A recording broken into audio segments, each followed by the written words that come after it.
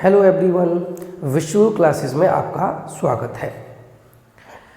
वैद्युत यानी कि इलेक्ट्रिसिटी, इससे रिलेटेड जो भी हमने लास्ट क्लास ली हुई थी उस क्लास में मैंने आपको वैद्युत ऊर्जा के बारे में बताया हुआ था और विद्युत धारा का जो ऊष्मीय प्रभाव होता है उसको एक्सप्लेन किया था। मैंने आपको विस्तार पूर्वक ये बताने की कोशिश की थी कि आखिरकार जब किसी परिपथ में धारा प्रवाहित होती है यानी आवेश प्रवाहित होता है तो ऊर्जा की हमें आवश्यकता क्यों पड़ती है और वो ऊर्जा हमें कहाँ से मिलती है, जिसे हम वैद्युत ऊर्जा भी कहते हैं। इसके बाद मैंने आपको बताया था कि यही वैद्युत ऊर्जा जो हमें लगातार चाहिए होती है बैटरी से, ये ऊष्मा के रूप में बदल जाती है, जिसे हम कहते हैं विद्युत धारा का ऊष्मीय प्रभाव। तो ये सब हमने आपको बहुत अच्छे से समझा दिया था। यदि आप लोगों ने लास्ट क्लास नहीं देखी है तो आप लोग प्लीज़ जो हमने क्लासेस पहले पढ़ाए हुए हैं उनको देखेंगे, तभी आपको आगे की क्लास ढंग से या बेहतर तरीके से समझ में आएंगे। तो आज की क्लास में हम लोग सबसे पहले जानेंगे कि वैद्युत शक्ति या वैद्युत सामर्थ्य क्या होता है, जिसे हम कहेंगे इलेक्ट्रिक पावर। देखिए, क्लास 9th में एक चैप्टर है जिसका नाम है कार्य व ऊर्जा, वर्क एंड एनर्जी। उसमें मैंने आपको समझाया हुआ था कि शक्ति या सामर्थ्य किसे कहते हैं। तो जो शक्ति या सामर्थ्य के मायने हैं वो एक ही रहते हैं, तो यहाँ पर हम समझने की कोशिश करते हैं। देखिए, होता क्या है, हमने आपको बताया कि जब परिपथ में क्या करते हैं, धारा प्रवाहित करते हैं, धारा प्रवाहित करते हैं यानी कि आवेश को प्रवाहित करते हैं, तो वैद्युत ऊर्जा व्यय होती है। ये हमने आपको पिछली क्लास में समझाया हुआ था कि आखिरकार धारा के प्रवाहित होने पर या आवेश के प्रवाहित होने पर वैद्युत ऊर्जा क्यों व्यय होती है, ये हमने आपको समझाया हुआ था। तो उसको देखिएगा। जैसे हम मान लेते हैं कि हमने किसी परिपथ में टी समय तक, परिपथ में कितने समय तक, टी समय तक धारा को प्रवाहित किया। ठीक है, यानी जो करंट है वो हमने किसी भी परिपथ में कितने समय तक प्रवाहित किया, टी समय तक प्रवाहित किया। अब जब टी समय तक धारा को प्रवाहित किया होगा तो वैद्युत ऊर्जा व्यय हुई होगी, अर्थात बैटरी को कार्य करना पड़ेगा, यानी बैटरी को लगातार ऊर्जा देनी पड़ेगी। तो हम मान लेते हैं कि जो वैद्युत ऊर्जा व्यय हुई है कितने समय में, टी समय में, तो जो वैद्युत ऊर्जा व्यय हुई है मान लेते हैं वो कितनी है, W। ठीक है, वैद्युत ऊर्जा W व्यय हुई है। ठीक है, तो हमने क्या कहा आपसे कि जब भी किसी परिपथ में धारा प्रवाहित की जाती है तो वैद्युत ऊर्जा व्यय होती है, खर्च होती है। तो हमने क्या किया, एक परिपथ में टी समय तक हमने धारा को प्रवाहित किया। जब हमने टी समय तक धारा को प्रवाहित किया तो वैद्युत ऊर्जा व्यय हुई होगी, खर्च हुई होगी। तो हमने मान लिया कितनी वैद्युत ऊर्जा व्यय हो गई टी समय में, W के बराबर। तो जो शक्ति या सामर्थ्य होती है, जो वैद्युत शक्ति या वैद्युत सामर्थ्य होती है वो होती है P बराबर W डिवाइडेड बाई T। ये क्या है, ये है वैद्युत शक्ति, वैद्युत शक्ति या वैद्युत सामर्थ्य। इसको हम P से रिप्रेजेंट करते हैं, क्यों, क्योंकि P फॉर पावर। तो वैद्युत शक्ति या वैद्युत सामर्थ्य P किसके बराबर होता है, W बाई T। यहाँ पे आपको समझने की ज़रूरत पड़ेगी और यहीं से हमारी परिभाषा है। देखिए क्या है, टी समय में जो व्यय ऊर्जा है, कौन सी ऊर्जा, वैद्युत ऊर्जा। टी समय में जो व्यय वैद्युत ऊर्जा है वो कितनी है, वो है W के बराबर। ठीक है, कितने समय में, टी समय में।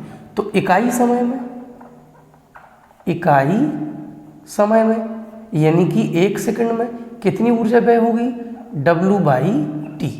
जैसे हम कहें कि 10 सेकंड में W, तो 1 सेकंड में हम W में 10 सेकंड से डिवाइड कर देंगे। वही चीज़ T समय में व्यय ऊर्जा W, तो इकाई समय में कितनी हो जाएगी, W/T, और इसी को हम कहते हैं P।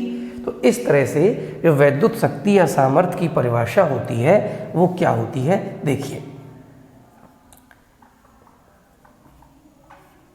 इकाई समय में व्यय वैद्युत ऊर्जा को, इकाई समय में व्यय वैद्युत ऊर्जा को वैद्युत शक्ति कहते हैं। बड़ा सिंपल सी परिभाषा है। इकाई समय में यानी एकांक समय में, या हम कह सकते हैं 1 सेकंड में जितनी भी वैद्युत ऊर्जा किसी परिपथ में व्यय होती है उसे हम क्या कहते हैं, वैद्युत शक्ति या वैद्युत सामर्थ्य कहते हैं। तो इसको हम ऐसे भी कह सकते हैं, क्या, वैद्युत ऊर्जा के व्यय होने की दर को वैद्युत शक्ति कहते हैं, वैद्युत शक्ति कहते हैं। तो ये दोनों बातें एक ही है। चाहे तो ये कह दो इकाई समय में व्यय होने वाली वैद्युत ऊर्जा को वैद्युत शक्ति कहते हैं, चाहे कह दो वैद्युत ऊर्जा की जो व्यय होने की दर होती है। जब आपसे दर की बात होती है तो इसका मतलब होता है इकाई समय की बात हो रही है। तो इकाई समय में मतलब 1 सेकंड में जितनी भी वैद्युत ऊर्जा व्यय होती है उसे कहेंगे वैद्युत शक्ति या वैद्युत सामर्थ्य। तो वैद्युत सामर्थ्य P बराबर क्या हो जाता है, W/T।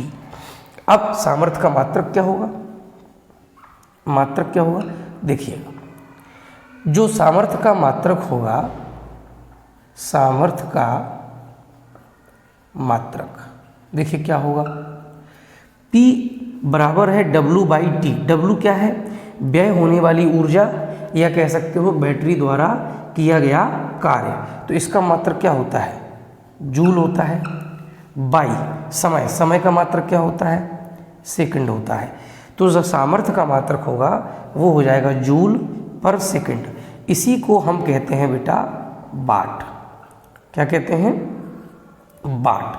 तो जो शक्ति या सामर्थ्य का मात्रक होता है वो होता है जूल प्रति सेकंड या वाट। अब देखिएगा, जैसे आपने देखा है हम लोग जब कोई भी इलेक्ट्रॉनिक उपकरण लेने जाते हैं तो हमें ये पता चलता है कि इसकी सामर्थ्य क्या है।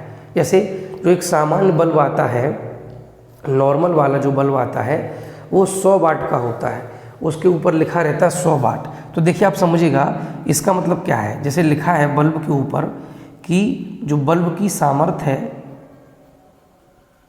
या जो बल्ब की शक्ति है वो कितनी है, 100 वाट है। ध्यान दीजिए 100 वाट।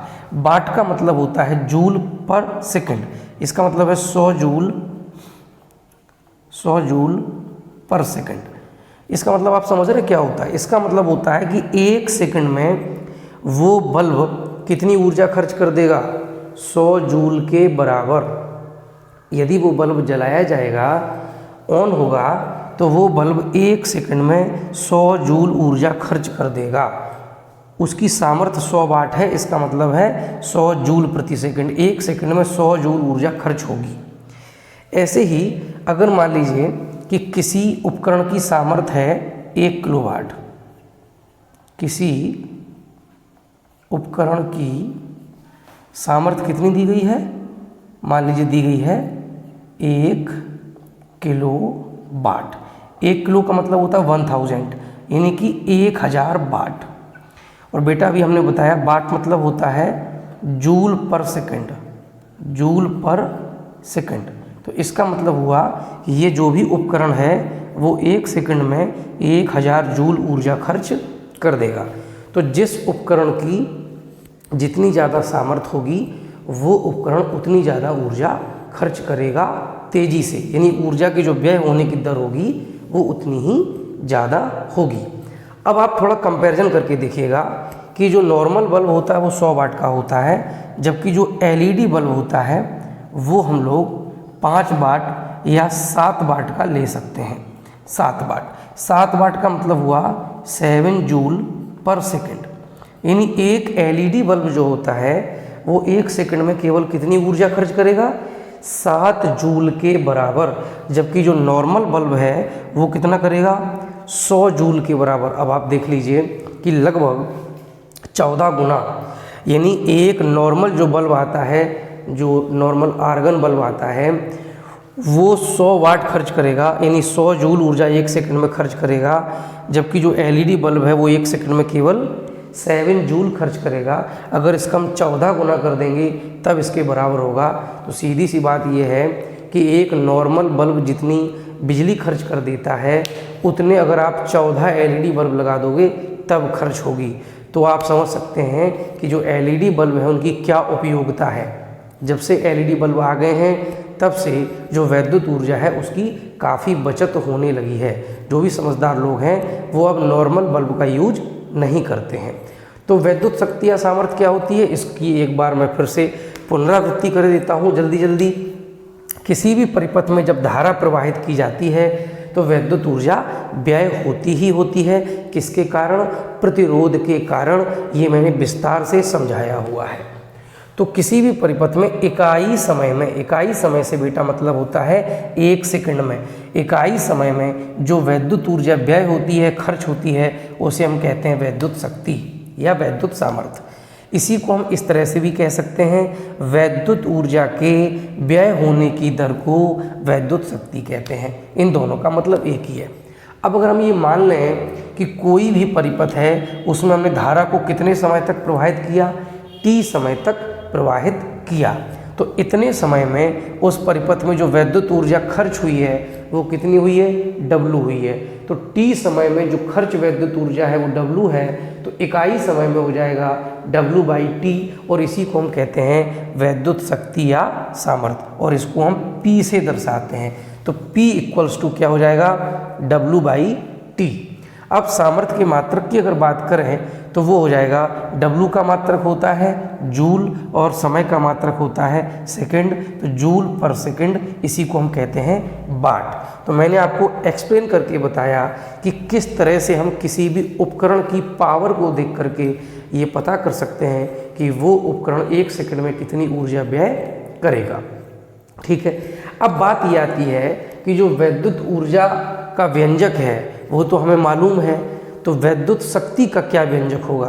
तो देखिए, विद्युत ऊर्जा के व्यंजक हमें पता है, तो विद्युत शक्ति का व्यंजक प्राप्त करना बहुत आसान है। कैसे, देखते हैं। देखिए, अभी हमने आपको बताया है कि जो विद्युत सामर्थ्य होती है P, वो बराबर किसके होती है, व्यय होने वाली विद्युत ऊर्जा डिवाइडेड बाई समय, यानी जितने समय तक आपने धारा को प्रवाहित किया है या जितने समय में वो विद्युत ऊर्जा व्यय हुई है। तो कुल मिलाकर के विद्युत ऊर्जा को हमने क्या माना था, W, और समय हमने लिया T। तो यहाँ से हमारा बन गया P = W/T। अब किसी भी परिपथ में, ये हम पिछली क्लास में पढ़ चुके हैं, किसी भी परिपथ में T समय में जो विद्युत ऊर्जा व्यय होती है, खर्च होती है, ये हम कह सकते हैं जितनी विद्युत ऊर्जा की हमें आवश्यकता पड़ती है उसका हमने व्यंजक निकाला था। क्या था, एक तो था VIT, जो विद्युत ऊर्जा का व्यंजक था वो क्या था, VIT। T क्या है, वो समय है जितने समय तक हमने धारा को प्रवाहित किया है। I क्या है, परिपथ में बहने वाली धारा है, जबकि परिपथ में जो विभवांतर है वो कितना है, V है। बेटा मैंने आपको कई बार बोला हुआ है कि जब तक विभवांतर नहीं होगा तब तक धारा प्रवाहित नहीं होगी। तो V विभवांतर के कारण जो धारा प्रवाहित हो रही है परिपथ में वो I है, और ये धारा कितने समय तक प्रवाहित हो रही है, t समय तक हो रही है, तो जितनी भी वैद्युत ऊर्जा खर्च होगी वो होगी VIT। एक तो व्यंजक हमने आपको ये बताया था। एक व्यंजक हमने आपको बताया था I²RT। यहाँ पे I क्या है? परिपथ में बहने वाली धारा। R क्या है? उस परिपथ में लगाया गया प्रतिरोध। प्रतिरोध मतलब धारा के मार्ग में आने वाली रुकावट। T समय है। एक और व्यंजक हमने इसका बताया था आपको V²T/R। तो इस तरह से जो वैद्युत ऊर्जा के व्यंजक हैं वो हमने आपको ये कराए थे, ये हमने लास्ट वीडियो में बताए हुए हैं। अब यहाँ से आप P के लिए यानी सामर्थ्य के लिए व्यंजक ज्ञात कर सकते हो। तो अगर हम बात करें कि जो वैद्युत शक्ति का व्यंजक होगा वो क्या होगा? वैद्युत सामर्थ्य का व्यंजक क्या होगा? ठीक है, तो देखिए P इक्वल्स टू क्या है? W/T। W की वैल्यू क्या है? VIT divided by T। T से T क्या होगा हमारा? ये डिवाइड हो जाएगा, कैंसिल हो जाएगा, तो यहाँ से हमें मिल जाएगा क्या? P equals to V/I। यानी कि जो सामर्थ्य होती है वो विभवांतर और धारा के गुणनफल के बराबर होती है। और क्या मिल जाएगा आप देखिए, दूसरा व्यंजक क्या है? दूसरा है I²RT। डिवाइडेड बाई कर देंगे T से, तो T से T अभी भी डिवाइड होकर कैंसिल हो जाएगा, तो यहाँ से हमें मिल जाएगा P equals to I²/R। P equals to I²/R। ठीक है, तीसरा क्या है? देखिए तीसरा व्यंजक है V²T/R, और इसमें हम क्या करेंगे? T से डिवाइड करेंगे तो T से T कैंसिल हो जाएगा, तो यहाँ से बन जाएगा P इक्वल्स टू V²/R। तो इस तरह से बेटा हमारे पास ये व्यंजक निकल करके आ जाते हैं कि जो सामर्थ्य होती है वो V/I के बराबर होती है, या I²/R के बराबर होती है, या V²/R के बराबर होती है। अब यहाँ पर आपको एक बात समझनी पड़ेगी, क्या? कि बेटा हमें अगर V और I पता होंगे तो हम इस फॉर्मूले का इस्तेमाल कर लेंगे, I और R पता होंगे तो इस फॉर्मूले का कर लेंगे, V और R पता होंगे तो इस फॉर्मूले का कर लेंगे। लेकिन इन फॉर्मूलों से, इन व्यंजकों से कुछ निष्कर्ष भी हमें प्राप्त होते हैं। क्या? गौर कीजिएगा। देखिए यहाँ पे हमें एक बात पता चलती है कि किसी भी परिपथ में अगर P को कांस्टेंट रखेंगे हम, यानी उसकी हम सामर्थ्य को नियत रखेंगे, तो एक बात पक्की है कि विभवांतर बढ़ेगा तो धारा घटेगी, या विभवांतर घटेगा तो धारा बढ़ेगी। क्यों? क्योंकि जो सामर्थ्य है वो नियत है। आप ऐसे समझ लीजिए, सामर्थ्य नियत होने पर, मैं यहाँ पे समझाए दे रहा हूँ, सामर्थ्य यानी कि P कैसी है? नियत है, कांस्टेंट है। नियत होने पर किसी भी परिपथ के लिए सामर्थ्य नियत है, तब क्या होगा? तब देखिए V/I, इसकी वैल्यू किसके बराबर है? P के। और P कैसी है? कांस्टेंट। तो हम कह सकते हैं V/I बराबर नियतांक यानी कि कांस्टेंट। तो यहाँ से हमें मिल जाएगा V∝1/I। इन दोनों का गुणनफल नियत है, तो एक बात पक्की कि एक बढ़ेगा तो दूसरे को घटना ही पड़ेगा, तभी तो उनका गुणनफल कांस्टेंट होगा। तो V∝1/I, धारा घटाने पर विभवांतर बढ़ेगा और धारा बढ़ाने पर विभवांतर घट जाएगा। एक चीज़ तो में ये मिल जाती है। दूसरी चीज़ देखिएगा, क्या? कि अगर हम इस व्यंजक की बात करें, इस व्यंजक की, अगर किसी भी परिपथ का प्रतिरोध नियत है यानी R कांस्टेंट है, तो हम कह सकते हैं जो सामर्थ्य या शक्ति होगी वो धारा के वर्ग के समानुपाती होगी। परिपथ में जितनी ज़्यादा करंट होगी उतना ज़्यादा उसमें वैद्युत ऊर्जा व्यय होगी। क्यों? क्योंकि I के स्क्वायर के समानुपाती है क्या? T। कब? जब R नियत है, कांस्टेंट है, तो उस स्थिति में करंट बढ़ने पर वैद्युत ऊर्जा भी ज़्यादा खर्च होती है। और कितनी ज़्यादा? अगर करंट दोगुना होगा तो 2 का स्क्वायर 4 होता है, तो जो वैद्युत ऊर्जा व्यय होगी वो 4 गुनी होगी।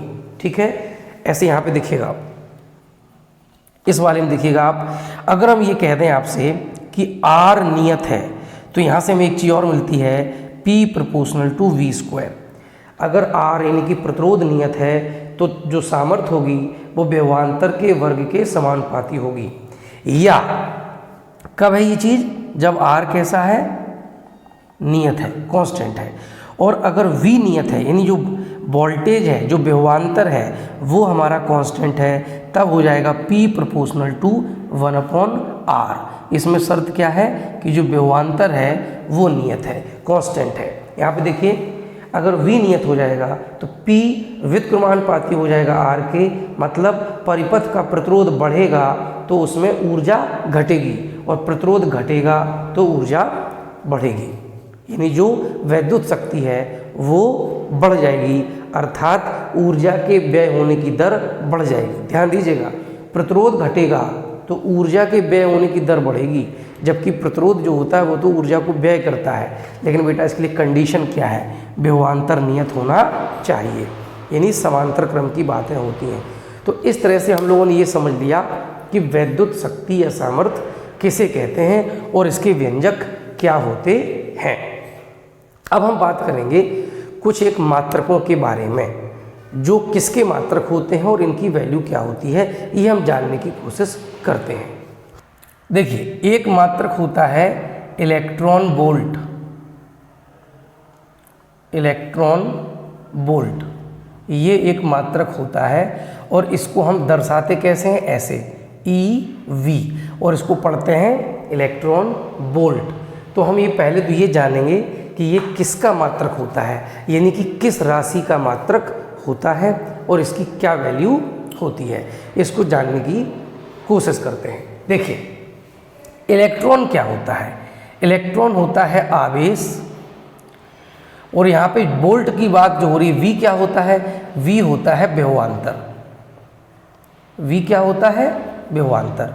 और यहाँ पर आवेश और विभवांतर का क्या हो रहा है, गुणा हो रहा है। तो आप लोग खुद बताइए कि अगर हम आवेश में यानी Q में विभवांतर V से गुणा कर दें तो ये किसके बराबर होता है। तो हमने आपको पढ़ाया है, ये बराबर होता है W के।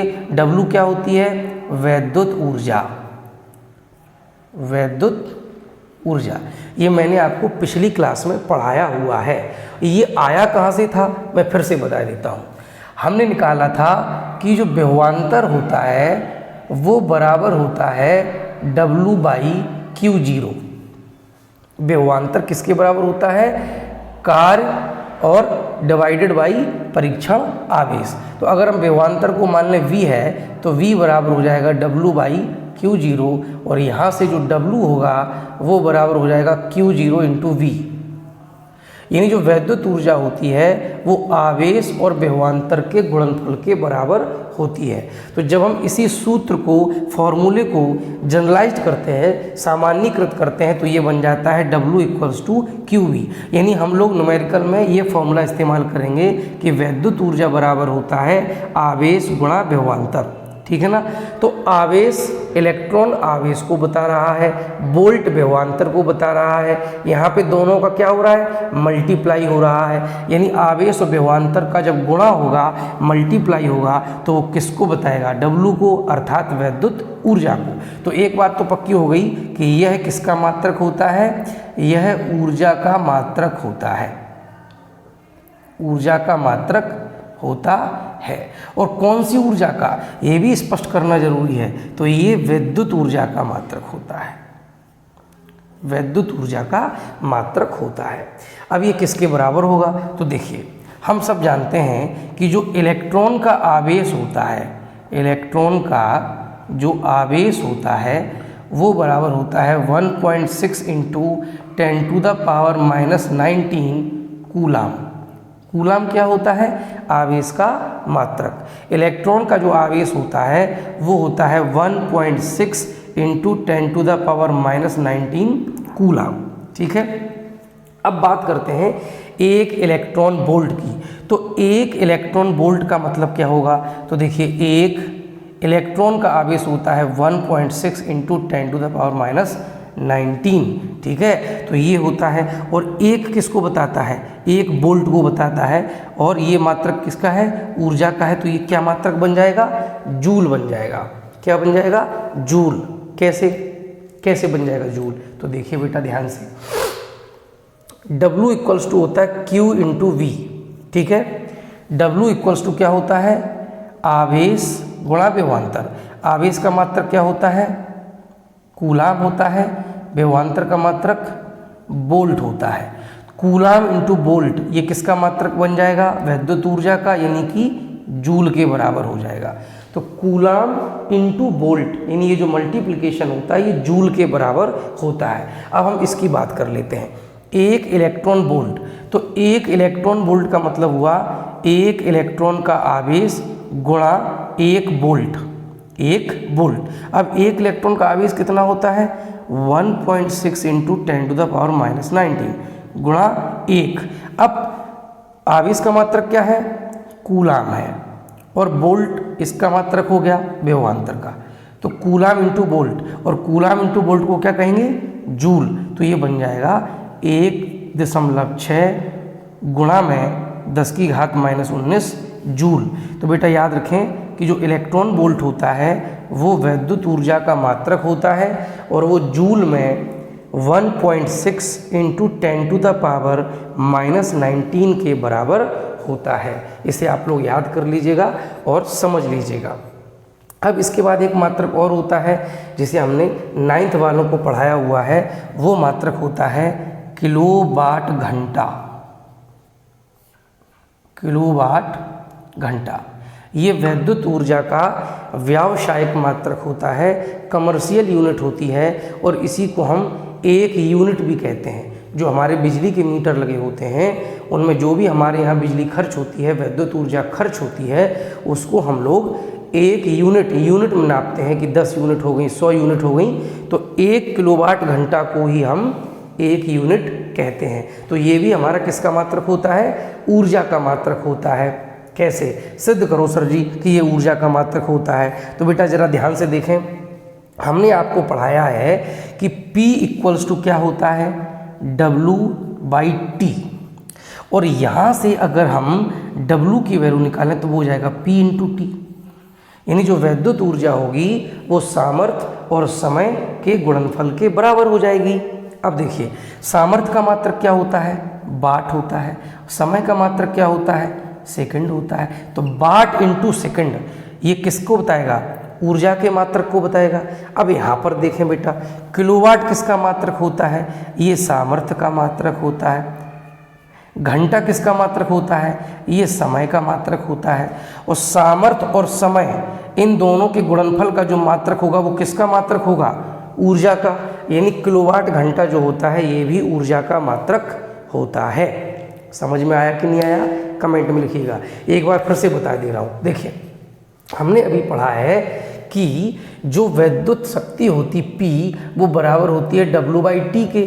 तो यहाँ से W बराबर क्या होगा? P इंटू टी, यानी सामर्थ्य और समय का गुणनफल ऊर्जा के बराबर होता है। अब यहाँ पर आप ध्यान से देखें, किलोवाट किसका मात्रक है? सामर्थ्य का। घंटा किसका मात्रक है? समय का। इन दोनों का क्या हो रहा है? मल्टीप्लाई, गुणा हो रहा है। तो सामर्थ्य और समय का जब गुणा होता है वो वैद्युत ऊर्जा को बताता है। तो ये जो किलोवाट घंटा होता है वो वैद्युत ऊर्जा का मात्रक होता है। कितने जूल के बराबर होता है? कैलकुलेट करते हैं। 1 किलोवाट घंटा। देखें बेटा, 1 किलो का मतलब होता है 1000। ध्यान दें, 1 किलो, जब भी किलो लगाओ किसी के आगे प्रीफिक्स, तो किलो का मतलब होता है 10⁻³ मतलब कि 1000। तो 1 किलो वाट, इसका मतलब हुआ 10⁻³ वाट। ठीक है, 1 किलो वाट मतलब 1000 वाट। मल्टीप्लाई किससे करेंगे? 1 घंटा। 1 किलोवाट घंटा है मतलब 1 किलोवाट गुणा 1 घंटा, तो 1 घंटा। अब देखिए बराबर 10⁻³ वाट। घंटे को हम बदल लेंगे सेकंड में, तो 1 घंटे में जो सेकंड होते हैं वो होते हैं कितने? 1 घंटा बराबर होता है 3600 सेकंड। 3600 को हम लिख सकते हैं 3.6 इंटू 10⁻³ तो इस तरह से ये बन जाएगा 3.6 इंटू 10⁻³ सेकेंड। जब हम पूरा मल्टीप्लाई करेंगे तो हो जाएगा 3.6 10⁻³ और 10⁻³ ये जब मल्टीप्लाई होगा तो 10⁻6 हो जाएगा वाट इंटू सेकेंड, और वाट इंटू सेकेंड को हम कहते हैं बेटा जूल। तो इस तरह से ये बन जाएगा 3.6 इंटू 10⁻6 जूल। ये किसके बराबर है? 1 किलोवाट घंटा के बराबर। ठीक है, तो ये 1 किलोवाट घंटा होता है। ये भी विद्युत ऊर्जा का मात्रक होता है। हम लिख देंगे यह है ऊर्जा का व्यावसायिक मात्रक होता है। ठीक है, इसे एक यूनिट भी कहते हैं। तो 1 यूनिट का मतलब होता है 1 किलोवाट घंटा, यानी कि 3.6 इंटू 10⁻6 जूल। करेक्ट। एक छोटी सी चीज़ और मेरे दिमाग में है जो छूट गई है, मैंने आपको नहीं बता पाया है, तो हम उसको भी बता देते हैं। देखिए होता क्या है, हमने आपको बताया था कि जो आवेशन होता है, जब ये दो पदार्थों को रगड़ते हैं तो उनमें छोटे छोटे कणों को आकर्षित करने का गुण आ जाता है ना। ये सब मैंने आपको जब समझाया था तो मैंने आपको बताया था कि रगड़ने से होता क्या है। रगड़ने से एक पदार्थ के इलेक्ट्रॉन दूसरे पदार्थ में चले जाते हैं। इलेक्ट्रॉन ही जाते हैं। हाँ, क्यों? क्योंकि मैंने आपको इलेक्ट्रॉनिक सिद्धांत पढ़ाया था, जिसमें मैंने परमाणु मॉडल की बात की थी कि बेटा परमाणु में क्या होता है, बीचों बीच नाभिक होता है जिसमें होते हैं प्रोटॉन और न्यूट्रॉन। अब प्रोटॉन और न्यूट्रॉन होते हैं नाभिक के अंदर कैद, ये तो बाहर नहीं आ सकते। केवल इलेक्ट्रॉन होता है जो बाहर जा सकता है। तो रगड़ने पर केवल इलेक्ट्रॉन ही एक पदार्थ से दूसरे पदार्थ में जाता है। ये मैंने आपको समझाया था। तो इसका मतलब क्या हुआ? इसका मतलब ये हुआ कि अगर किसी पदार्थ पर आवेश आएगा तो निश्चित रूप से अगर धनावेश है तो इलेक्ट्रॉनों की कमी हुई होगी, और अगर ऋणावेश है तो इलेक्ट्रॉनों की अधिकता। लास्ट वीडियो देखिएगा, पिछले जो पढ़ाए हैं सब समझ में आ जाएगा। लेकिन हाँ, एक बात पक्की है कि जब भी ये इलेक्ट्रॉन जाएंगे तो या तो 1 इलेक्ट्रॉन जाएगा, या 2 जाएंगे, या 3, या 4, या 5, यानी पूरे इलेक्ट्रॉन जाएंगे, पूर्णांक में जाएंगे, प्राकृतिक संख्याओं में जाएंगे, नेचुरल नंबर में। कभी ऐसा हो सकता है कि 3.5 इलेक्ट्रॉन चले गए, यानी 3 इलेक्ट्रॉन पूरे चले गए और फिर एक आधा इलेक्ट्रॉन चला गया?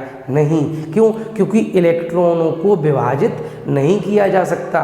कि आप सोचो कि इलेक्ट्रॉन का हम 1/4 कर लेंगे या इलेक्ट्रॉन का 1/2 कर लेंगे। इलेक्ट्रॉन अविभाजित होता है, वो टूट नहीं सकता। तो जो इलेक्ट्रॉन जाएंगे वो 1, 2, 3, 4, 5 यानी कि प्राकृतिक संख्याओं में ही जाएंगे। तो हमने उसके आधार पर आपको एक फॉर्मूला बताया था कि अगर कोई भी पदार्थ है, मान लीजिए ये बेटा एक पदार्थ है, ठीक है, और इस पर +Q आवेश आया है। कितना? +Q का मतलब हुआ कि इससे इलेक्ट्रॉन गए हैं, यानी इलेक्ट्रॉनों की इस पर क्या हुई होगी? कमी हुई होगी। तो जो इलेक्ट्रॉन गए होंगे ना, वो 1, 2, 3, 4, 5, 6 यानी कि कुछ ना कुछ गिनती में गए होंगे। तो अगर हम मान लेते हैं कि n इलेक्ट्रॉन गए हैं तो ये जो Q होगा वो इन n इलेक्ट्रॉनों के आवेश के बराबर हो जाएगा। E क्या होता है? E होता है इलेक्ट्रॉन का आवेश, जिसे हम मूल आवेश भी कहते हैं। ये सब बेटा मैंने पढ़ा दिया है। और इसकी वैल्यू कितनी होती है? 1.6 इंटू 10⁻⁻19 कूलाम होती है। ठीक है ना? तो E क्या है? इलेक्ट्रॉन का आवेश है। अब n इलेक्ट्रॉन चले गए तो कितना धनावेश आएगा? n इलेक्ट्रॉनों के आवेश के बराबर। अगर ऋणावेश आएगा तो इलेक्ट्रॉनों की अधिकता हो जाएगी। n इलेक्ट्रॉन आ गए तो भी हो जाएगा Q बराबर Ne। अब इस फॉर्मूले के आधार पर हम ये पता करने की कोशिश करते हैं कि एक कूलाम आवेश में कितने इलेक्ट्रॉन होते हैं।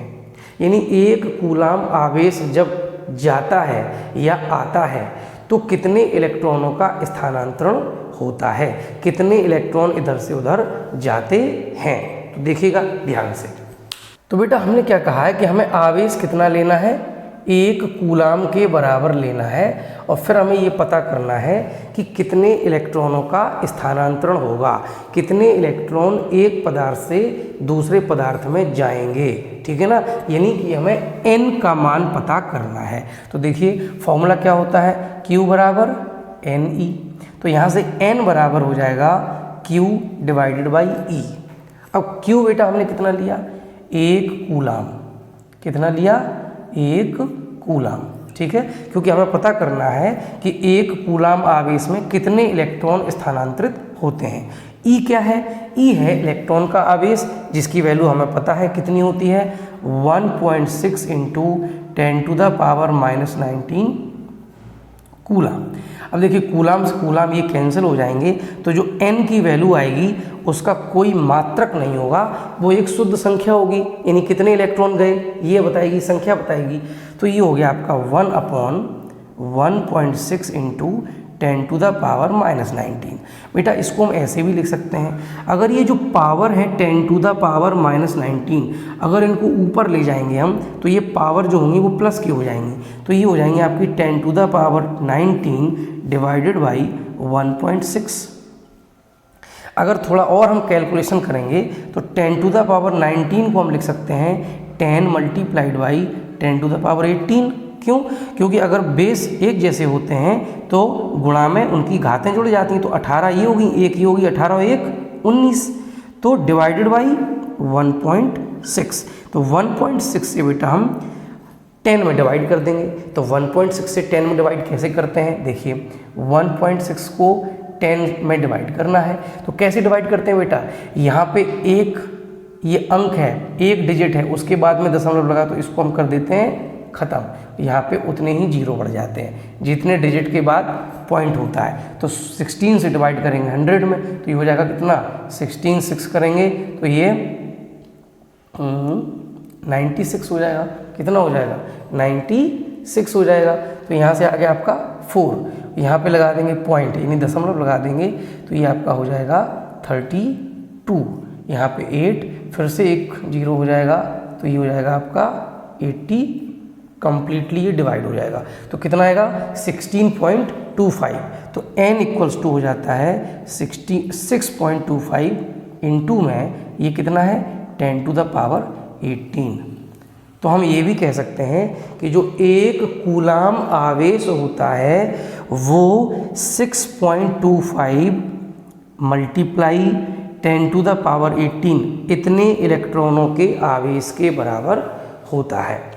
अब इस चैप्टर में आपकी क्या क्या बचा है, सबसे पहली बात तो जो चीज़ें बची हैं वो है कि परिपथ को जब तैयार करते हैं तो हमें कौन कौन से उपकरणों की ज़रूरत पड़ सकती है और वो क्या होते हैं, कैसे काम करते हैं। एक तो ये बताना रह गया है, सेल क्या होते हैं, कितने प्रकार के होते हैं, कैसे काम करते हैं, ये रह गया है। इसके अलावा आपकी जो इस्त्री हुई प्रेस होती है या जो बल्ब होता है, इनके बारे में थोड़ा थोड़ा रह गया है। तो संभवतः 2 क्लास में ये आपका फिनिश हो जाएगा और ये चैप्टर आपका फिनिश हो जाएगा। आज मुझे बहुत तेज़ जुकाम है, क्योंकि मैं चाहता था कि हाई स्कूल के बच्चों का कोई गैप ना हो, भले ही 9th के बच्चों का हो जाए, इसलिए मैंने आज ये क्लास ली है। ठीक है, आप लोग अच्छे से देखिए, पढ़ते रहिए, अपने सवाल बेहिचक पूछिए, मैं जवाब ज़रूर दूंगा। अगर क्लास आपको अच्छी लगे तो मुझ तक अपनी बात पहुंचाइए ज़रूर, कमेंट में लिखिएगा। यदि कोई डाउट है तो वो भी पूछेगा। अपने साथ के और बच्चों को क्लास रिकमेंड कीजिए, शेयर कीजिए। ठीक है, एंजॉय करते रहिए, पढ़ते रहिए। मिलते हैं अगली क्लास में।